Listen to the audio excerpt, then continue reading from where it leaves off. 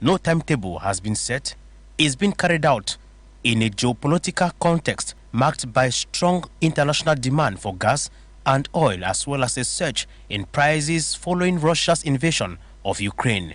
However, several countries are battling for gas survival, especially in Europe, to reduce their dependence on Russia's supplies. Thus, the 6,000-kilometer Nigeria-Morocco project, which will cross 13 countries along the Atlantic coast and supply the landlocked states of Niger, Burkina Faso and Mali, is expected to bring more than 5,000 billion cubic meters of natural gas to Morocco. From them, it will be connected to the Maghreb-Europe gas pipeline and the European gas network. Nevertheless, the signing of the memorandum announced at the end of 2016 comes against the backdrop of heightened regional rivalry between Morocco and Algeria, Africa's largest exporter of natural gas and the world's 7th largest. The crisis between the two Maghreb heavyweights culminated the rupture of their diplomatic relations in August 2021 at the initiative in Algiers to materialize a competing mega project for a trans-Saharan gas pipeline whose completion is still pending. This new collaboration between Nigeria and Morocco on gas transportation is destined to beef up the economy of both nations and above all cement their diplomatic ties. We now take you to Senegal, where the president has elected a new prime minister after over 3 years. Senegalese President Macky Sall on Saturday, September 17, named the prime minister after July's 10th legislative elections. A presidential decree named Amadou Ba, a former foreign minister, as the new premier of the divided country 5 days after the return of parliament, which was marked by a series of incidents and carried out under heavy security. Ba has served under President Macky Sall as finance minister between the years 2013 and 2019, before becoming foreign minister in 2019 until the year 2020. We now take you to the Democratic Republic of Congo to talk insecurity in the region, where of course 100 or 250 Ukrainian troops with the UN peacekeeping mission in the Democratic Republic of Congo have returned home to help fight Russian forces. When the withdrawal of Ukraine's aviation unit was announced in March, diplomats warned it could have left the United Nations mission seriously short of helicopters. These are vital in the fight against the various rebel groups based in the thick forest in the Eastern Democratic Republic of Congo. The 8 Ukrainian helicopters are made up of about a third of the UN fleet. Since the Ukrainian or Russian invasion of Ukraine in February, Ukraine had already pulled out its troops from the UN peacekeeping mission where they had been deployed. From particular to general, we now talk the African continent's precisely economy, whereas famine spread in the region in sub-Saharan Africa, which is badly affected by the aftermath of COVID-19 and the Russian invasion of Ukraine. The International Monetary Fund has called on governments across the African continent to be cautious about macroeconomic reforms in their respective countries. It is our student journalist, Wane Epole. The International Monetary Fund, in a report, said that addressing the lack of resilience to climate change and the resulting chronic food insecurity would require careful prioritization of policies, given the existing financial and capacity constraints in the country. According to its estimates, at least 123 million people, or about 12% of the population of sub-Saharan Africa, may be actually food insecure, severely malnourished, or unable to meet their basic food needs. The policy response in many of the countries that are being mostly affected by these shocks has also been much delayed and unfortunately incomplete, raising uncertainty, deterring private investment, and stifling new sources of growth. However, some trade regulatory and market liberalization reforms are feasible despite the numerous challenges, as said by the IMF. I think we should guard against swinging from strong optimism of recent years about the region's economic prospects to the excess pessimism that seems to be seeping in. The full picture that we see is one of multi-speed growth, in which the regional aggregate number of 1.4% growth this year considerably masks the diversity that prevails across the region. The letter continued by saying that the recalibrated monetary policies could mitigate the impact on domestically produced goods and anchor inflation. Trade liberalization and import diversification could help stabilize regional food supply and prices, the fund also suggested.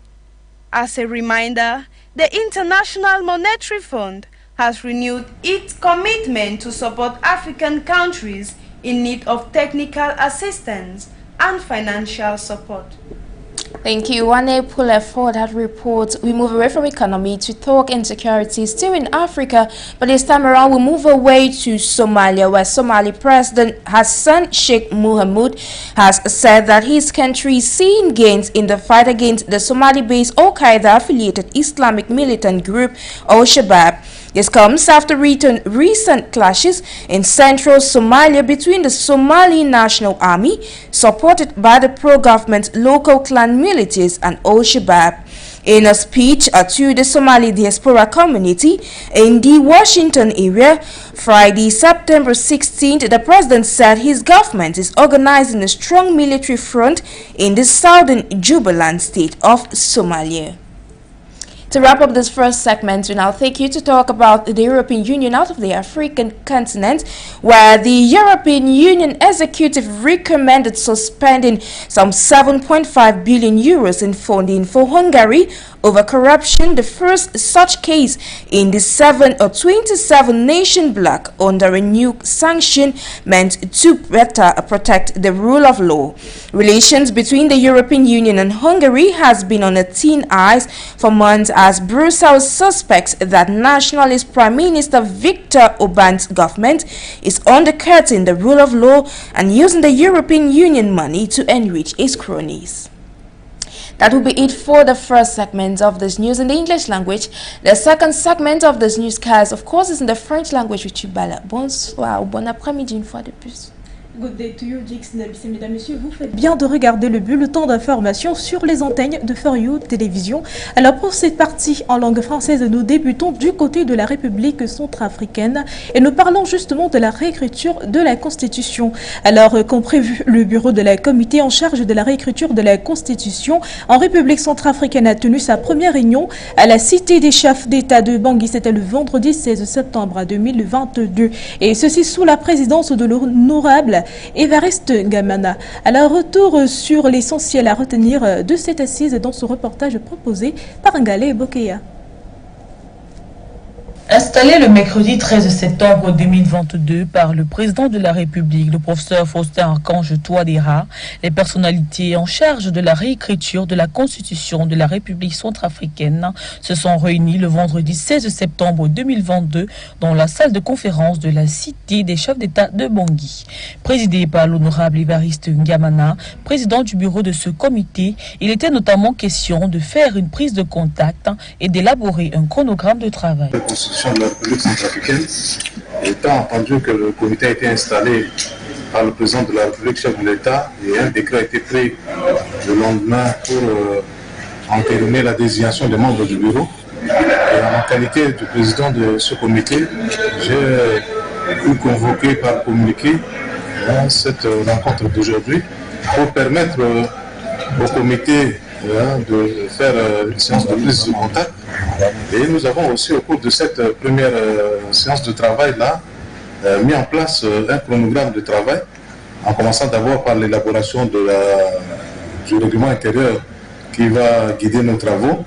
Et aussi, nous allons planifier des séances plénières, des travaux au niveau du bureau, etc. Les clauses prises à l'issue des travaux de cette première réunion, bien que confidentielles, témoignent néanmoins la bonne dynamique dans laquelle s'inscrit ce projet de réécriture de la nouvelle Constitution. Et nous avons insisté aussi sur le caractère confidentiel des activités que nous aurons à mener, puisque nous sommes là désignés au nom de nos différentes entités, mais nous travaillons pour le peuple centrafricain, pour l'intérêt du peuple centrafricain, et nous avons le devoir, sinon l'impérieuse nécessité de garder la confidentialité autour de tout ce que nous allons débattre, examiner. Rappelons que ce comité mis sur pied par décret présidentiel du 12 septembre 2022 est composé de 57 personnalités disposant de 3 mois pour proposer un nouveau texte de loi en République centrafricaine.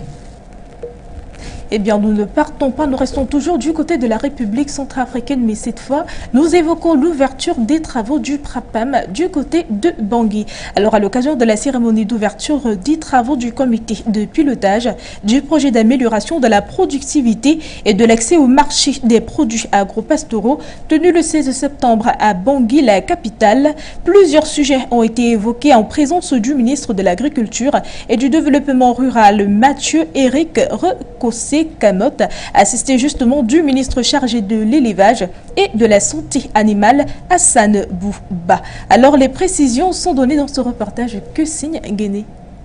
Dans l'optique d'examiner et même de valider le programme de travail du budget des 18 premiers mois et également d'analyser le programme de passation du marché de bannières spécifiques en République centrafricaine, le ministre de l'Agriculture et du Développement rural, Mathieu-Éric Recossé Camotte, accompagné d'Hassan Bouba, ministre chargé de l'élevage et de la santé animale, ont savamment présidé le vendredi 16 septembre 2022 à Bangui, la capitale, la cérémonie d'ouverture des travaux du comité de pilotage du projet d'amélioration de la productivité et de l'accès au marché des produits agro-pastoraux, en abrégé PRAPAM. Ceci sous la présence du coordonnateur Yvon Bouba Dalabaye ainsi que des membres du dit projet. Au cours de ces échanges, le ministre de l'Agriculture a précisé l'importance de ce projet en soulignant que la pertinence vient du fait qu'il mettra beaucoup l'accent sur la réhabilitation et la réalisation des infrastructures favorables au développement rural et sans oublier la création d'un bon climat des affaires autour des principales chaînes de valeur identifiées dans le programme national d'investissement agricole, de sécurité alimentaire et nutritionnelle. En priant les participants de suivre attentivement les différentes présentations et ne pas hésiter à recadrer les documents de base nécessaires, ceci en vue de contribuer au changement de mode de vie des populations vulnérables en milieu rural. Le ministre de l'Agriculture a également reconnu que la coordination du projet a été l'occasion en or de se familiariser avec la logique d'intervention, de donner des orientations par rapport à la manière de le mettre en œuvre. Pour rappel, le PRAPAM est un nouveau projet du secteur agricole lancé récemment en 2022 sous l'autorité du ministre de l'Agriculture et du Développement rural. Fin de suspense du côté du Sénégal. Madouba a été nommé Premier ministre du Sénégal le samedi 17 septembre 2022 par le président de la République Macky Sall. Alors cela a été supprimé déjà en 2019, depuis et rétabli en décembre 2021. Attendons ensuite que les élections locales et même législatives soient donc passées pour faire son choix. Madouba, ancien ministre du chef de l'État, a donc été nommé par décret présidentiel 5 jours après une rentrée parlementaire. Confronté à la hausse des prix, le nouveau chef de gouvernement, l'ancien ministre des Finances de 2013 à 2019 et des Affaires étrangères entre 2019 et 2020, aura donc pour mission de mener de larges concertations et de prendre de nouvelles mesures sur le plan social. Les mesures d'allègement du coût de vie et de soutien à l'emploi, à l'entrepreneuriat des jeunes, à la lutte contre l'inondation et même la cherté du loyer. Écoutons plutôt cet extrait sélectionné par la rédaction de For You Media.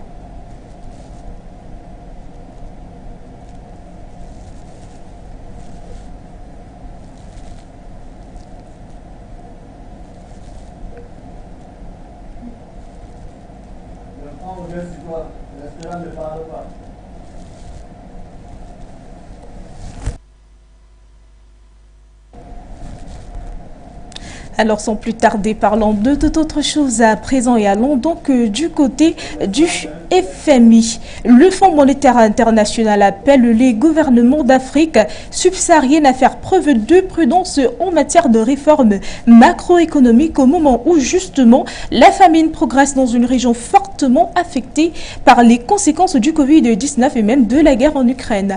Les détails de cette information sont tenus dans ce reportage que signe Emamoto. D'après les estimations du Fonds monétaire international, au moins 123 millions de personnes soit environ 12% de la population d'Afrique subsaharienne, pourrait connaître une insécurité alimentaire aiguë, confrontée à une sévère malnutrition, incapable de satisfaire ses besoins alimentaires et alimentaires. Le réchauffement climatique contribue à accroître le nombre de personnes souffrant de la faim, alors que l'Afrique de l'Est connaît l'une des pires sécheresses de son histoire. Les conséquences sur l'économie de la pandémie de Covid-19 se sont combinées à une flambée des prix des céréales alimentées par la guerre en Ukraine. Malgré les nombreuses difficultés, certaines réformes de libéralisation du commerce, des réglementations et des marchés sont réalisables. Des politiques monétaires recalibrées pourraient atténuer l'impact sur les biens produits localement et ancrer l'inflation. Pour le FMI, la libéralisation du commerce et la diversification des importations pourraient aider à stabiliser l'offre et les prix alimentaires régionaux. Le Fonds monétaire international cite ainsi l'exemple de l'interdiction imposée par la Zambie des exportations de son maïs en 2020, alors que la mise en disposition d'une partie de la récolte aurait pu aider à combler le déficit alimentaire de l'Afrique australe. Le FMI a renouvelé son engagement à soutenir les pays africains qui ont besoin d'une assistance technique et d'un soutien financier. Merci à vous, Emma Moutou. Et au Cameroun, à présent, donc, accepte des paiements obligatoires de la TVA. Depuis longtemps, désormais, ils devront donc s'aligner. Il s'agit des cantines scolaires, des ventes d'uniformes et manuels scolaires, ainsi que du transport. Et donc, dans les établissements scolaires d'enseignement privé, laïque et professionnel. L'annonce a été faite par la chef centre régional des impôts du centre extérieur Rose-Claire, Fosso. Alors, qu'est-ce qui motive une telle décision? Élément de réponse dans ce reportage que signe Bégoudé Madone. Longtemps dispensé du paiement de la TVA par l'administration fiscale, les activités commerciales exercées dans les établissements scolaires d'enseignement privé, laïques et confessionnels vont désormais devoir se plier au paiement obligatoire de la TVA. Il s'agit des cantines, des ventes de manuels et uniformes scolaires. La décision a été rendue publique le 14 septembre dernier par la chef centre régionale des impôts du centre extérieur Rose-Claire Fosso.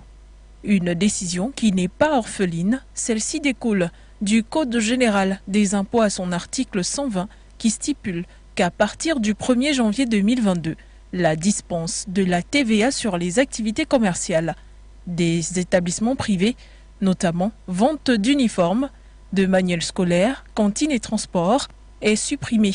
La TVA sur les opérations en cause est effectivement facturée, collectée et reversée par les établissements compte non tenu de leur régime d'imposition.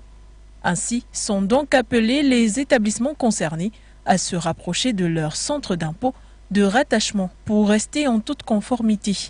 Pour rappel, la Direction générale des impôts du Cameroun vise en 2022 2184,8 milliards de francs CFA de recettes fiscales. En vérité, ceci passera par l'élargissement des recettes non pétrolières.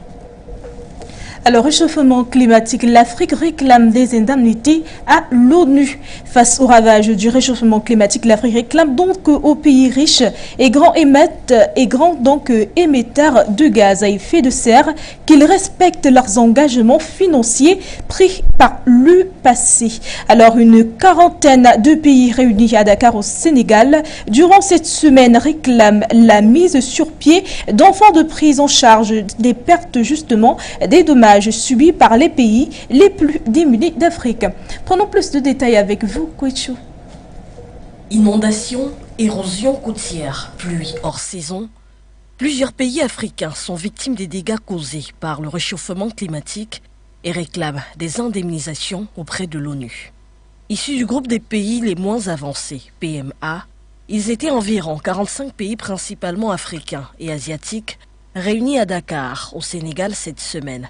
Des ministres et autres experts PMA réunis afin d'adopter une position commune en vue de la COP27 qui se tiendra au mois de novembre au Caire en Égypte.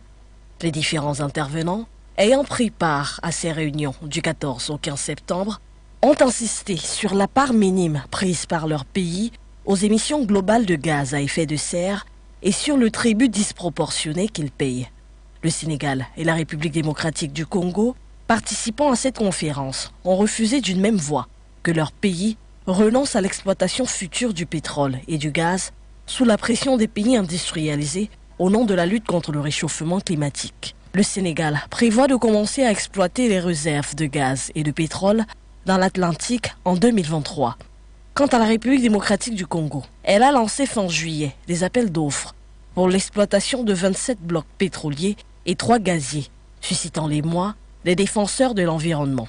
Eve Bazaïba Massoudi, la responsable congolaise, a jugé inconcevable que l'Occident, qui a construit son industrie grâce à l'énergie fossile, demande à la RDC d'y renoncer, alors qu'il continue de représenter l'écrasante majorité des émissions. Elle est rejointe par son homologue sénégalais, Abdou Karim Sall, ministre de l'Environnement, en ces termes. « Nous n'acceptons pas qu'ils viennent nous dire de renoncer aux leviers que nous avons. » Fin de citation. L'Afrique doit-elle rester pauvre pour que la planète respire? Le continent continue de subir la pression d'ONG et autres organismes internationaux quant à réduire leur production pour freiner la dégradation de l'environnement. Mesdames, Messieurs, c'est la fin de cette édition d'information sur For You Télévision. Merci de rester fidèles à nos programmes. Pour la version française, je suis Bala. And for the English presentation, I have been Jix Nabse. Ladies and gentlemen, as you stay in company of our programs, do not forget that as Africans, we can change the narrative. Bye for now.